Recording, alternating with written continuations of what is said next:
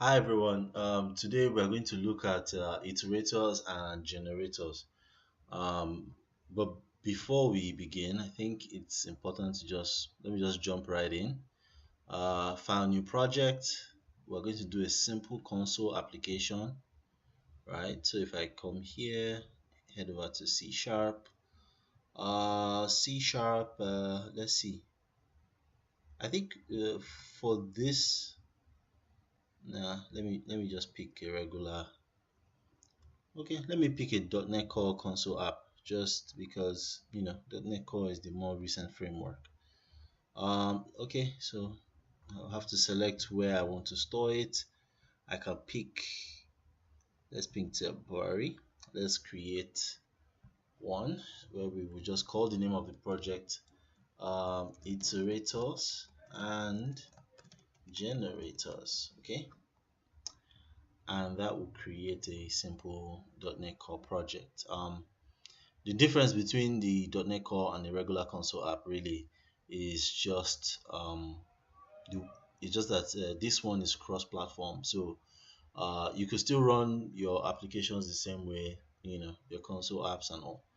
The only difference is you don't get an exe when you compile the project. Rather, you have to use the .NET Core command line tools. Okay, but as you can see, it's okay. It's like it stopped. Let's give it a moment. So I think I can use Ctrl F5 to run without debugging. As you can see, hello world, very straightforward and simple. Alright, so we want to look at iterators and generators. So first of all, let's start with iterators. What's an iterator? In .NET, we tend to iterators is actually called enumerables and enumerators. So what's an enumerable? An enumerable is, it's a type that describes anything you can enumerate over, or rather anything you can count. When I say can count, I don't mean like, okay, we can know exactly how many there are. Like, for example, the stars in the sky are enumerable. In other words, you can count them, but you may not necessarily be able to count all of them because there are billions and billions of them. So but that doesn't mean that you can't start from somewhere and say number one, star two, star three, star four, and move on like that. So, in other words, like the stars in the sky are infinite. They're not infinite though, but they are almost infinite, and at the same time, you can count over them. Whereas things like water is infinite, but you can't count them. So, something like water doesn't really count, but you get what I'm trying to say. So let's look at a simple sample, something that makes sense. So in terms of .NET, you things like lists, arrays, strings, they are all enumerable. So let me see if I can show you what that looks like. Let's say IEnumerable of int. Okay, let's call this int equal to new int array of 1, 2, 3, 4, 5. Okay, now here I think I need to put the namespace is under system connect collections.generic. But here an IEnumerable of int is essentially a sequence of int, something you can iterate over. Now this sequence of ints, right, it could be boundless, it could be infinite, it could be countable. That's besides the point.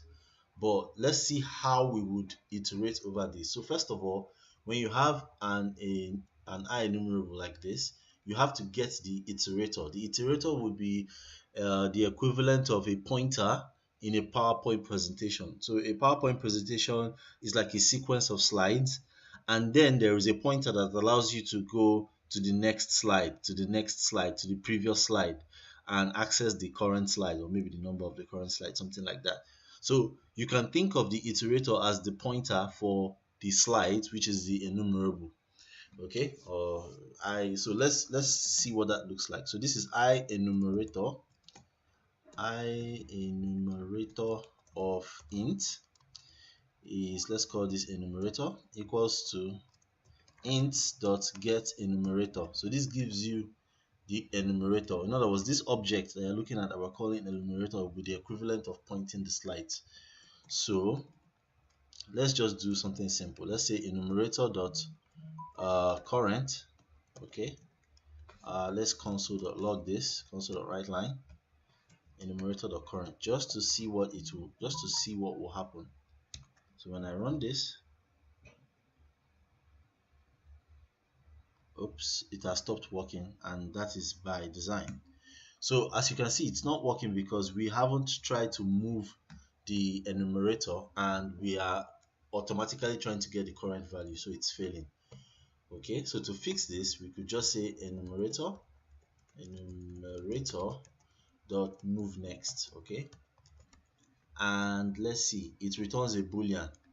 So let's call this bool can move. If the move was successful, that would return either true or false. And let's run this. You will see that we get 1. So to pull the next item in the list, I can say enumerator again, because it's like it's like a pointer for a slide. Okay, enumerator dot move next again. So I've moved it twice, and this time I should get 2. So to put that into perspective, the best way to think about this is that you have when you say get enumerator, it generates an object that's like a pointer. By calling move next, the pointer is pointing at 1. So at that point, if you say enumerator.current, you will get 1. Okay. Subsequently, you have to call move next again for it to move to the next item in the enumerable. Okay, and so on and so forth. You can have infinite enumerable sequences, but we'll get to that in a moment. All right, now as you can see, this is all well and good. The moment you get to the last, just to save us time, the moment you get to the last one, if you call move next, this move next will return what? False. And at that point, enumerator.current will throw an exception because you're trying to read out of the bounds of the enumerable. So a simpler way of writing the algorithm of iterating through iterating through the enumerable would be something like this. We would say while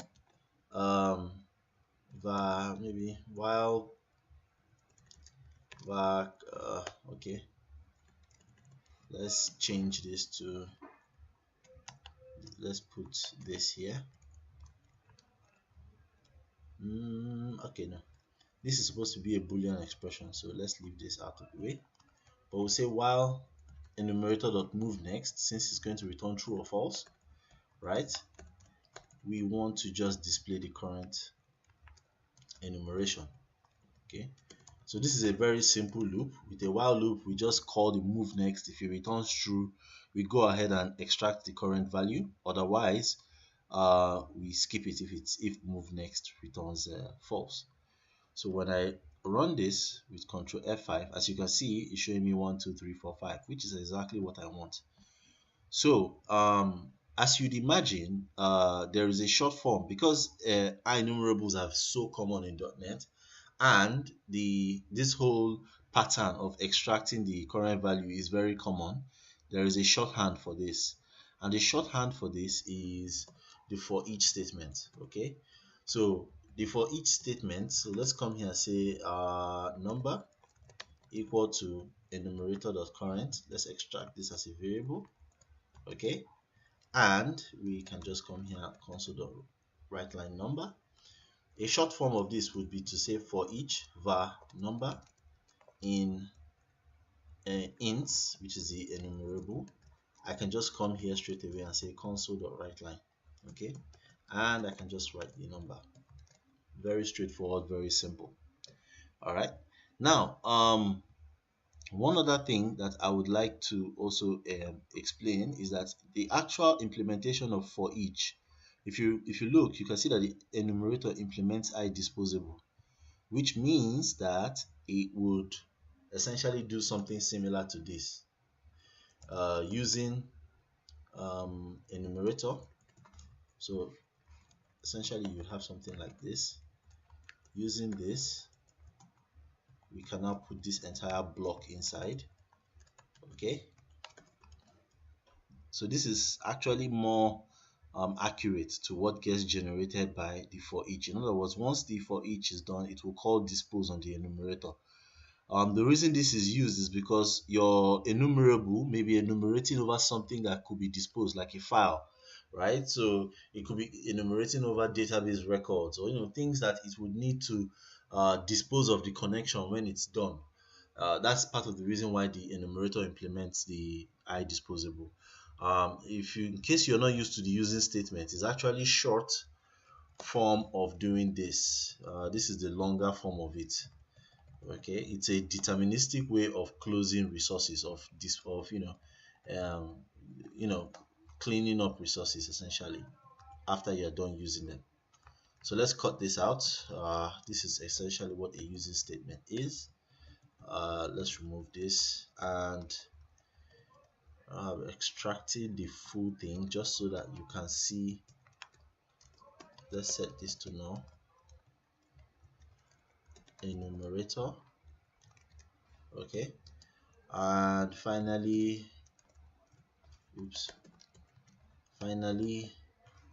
this, say if enumerator is not null, then enumerator dot dispose. Okay, very simple. Let me get rid of this, put a semicolon here. All right, so this is actually the most accurate representation of what happens every time you do it for each. In other words, it first creates your enumerator. It now asks the enumerable, which is the thing you want to see, iterate over, in this case your slides, to give you an enumerator, like a pointer. And then that pointer, you call move next on it, and when you're done, you dispose of it. So in case if anything bad happens, irrespective of what happens, it will come here and dispose of the enumerator. That is, the iterator in a nutshell. Okay, in practice, people never, almost no one ever does this by hand. They just use the for each, but it's important to explain how this for each works behind the scenes. It does all that. It collapses all of that.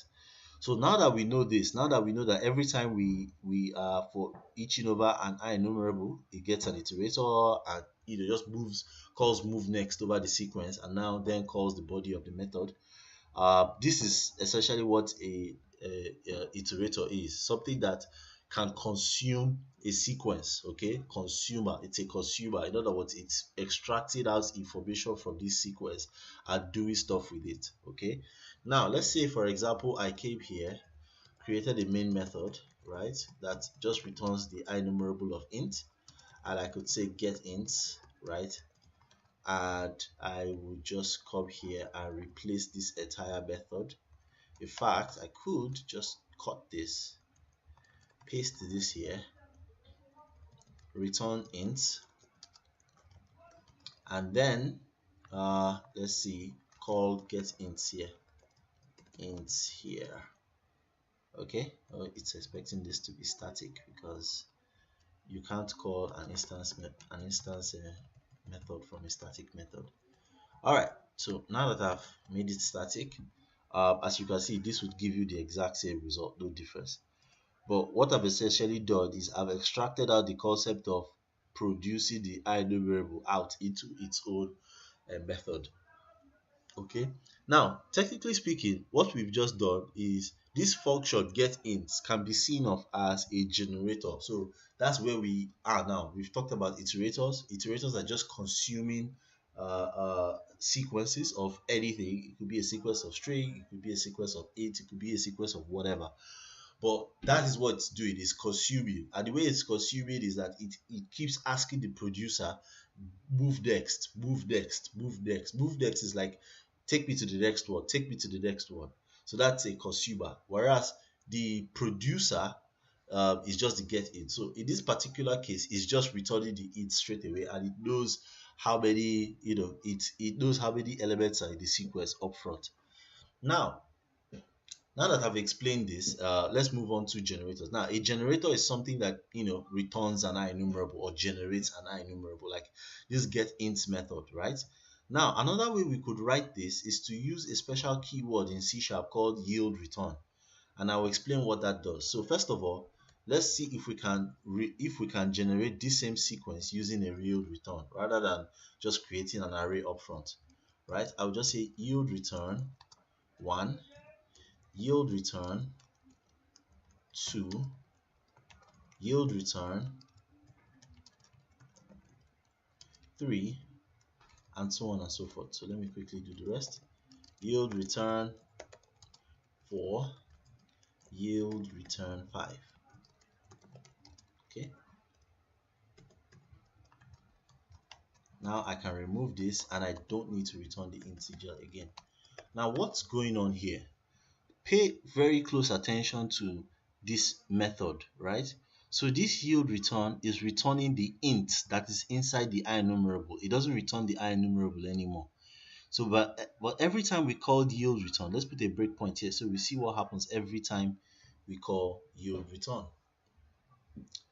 Now watch what is going on, right? When we iterate over getInt, right, it comes into this method and it executes the first element in the sequence. And when its yield returns 1, that now gets yielded back to the consumer of number. So number will become 1 automatically, and then it will print 1. However, pay attention to what happens after we leave this bracket. It takes us back into the method, so it resumes from where it stopped inside of the getIt method, and then it yields that one too. It yields number 2, and then 2 now becomes number. It prints it out, and after that it jumps in again, yields number 3, and so on and so forth. So it will keep doing that until the method doesn't yield anything anymore, and it will escape. It will print number 5, and then finally it will escape to print hello world.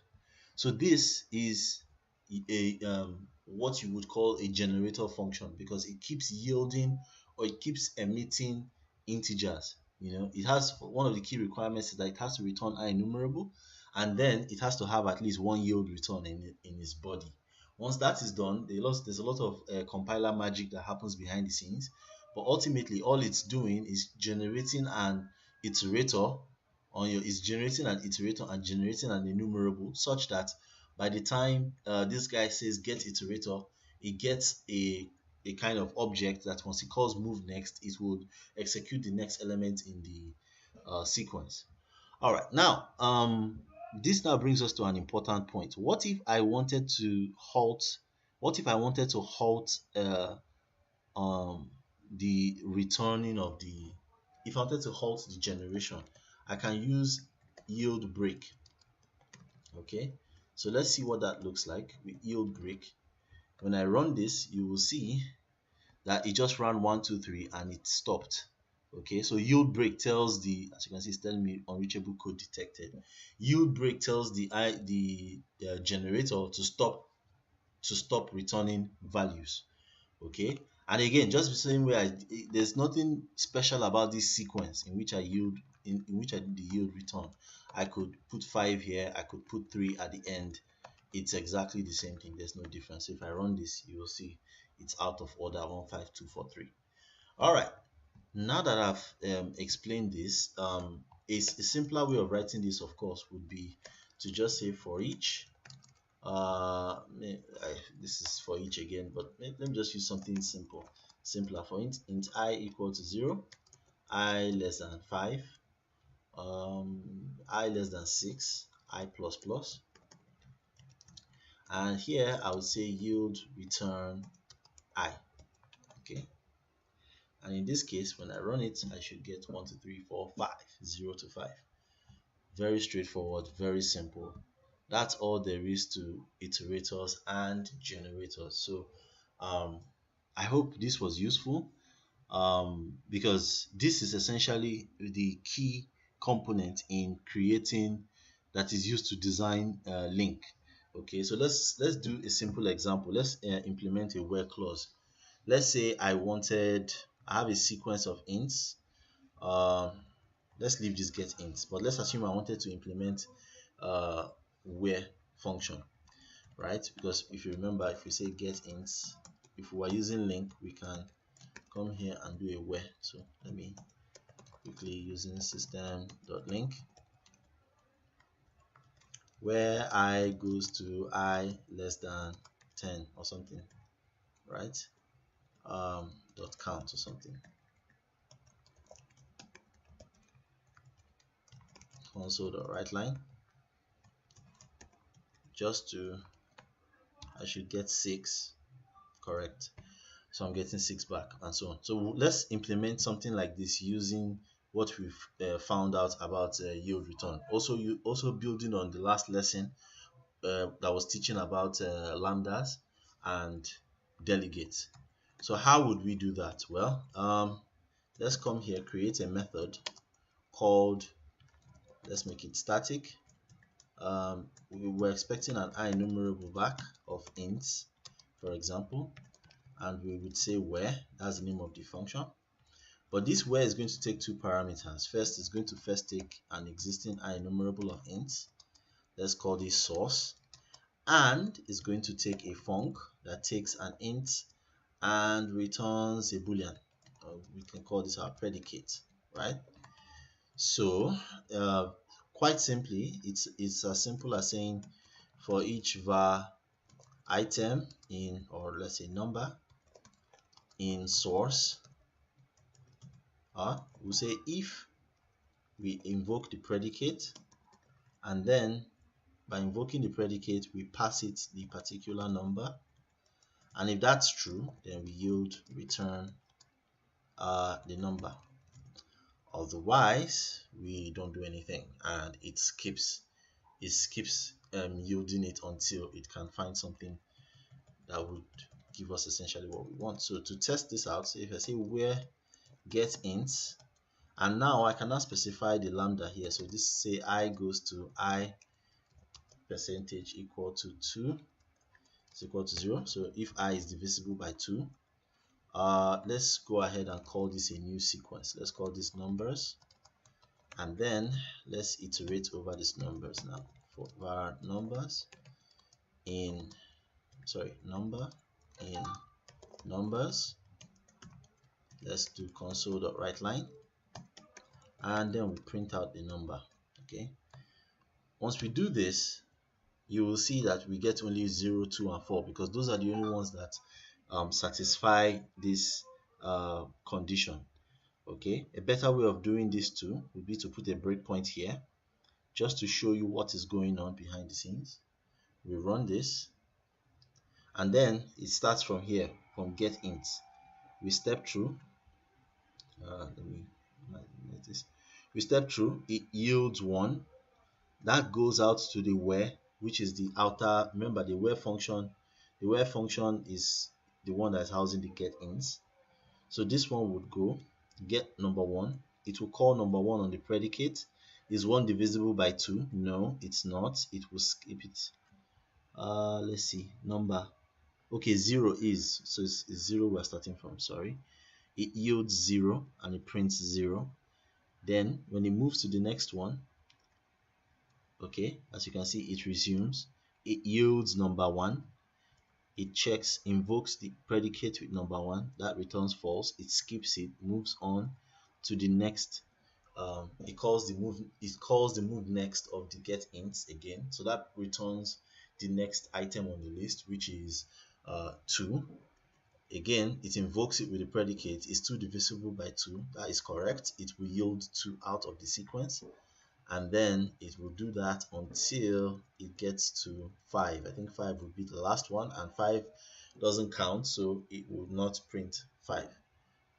And that's it. So if I run this, let's just go ahead and run it. So we see, as you can see, 0, 2, and 4. All right, so that's all for this lesson. I think you should play around with this if you can, to get a better understanding of it.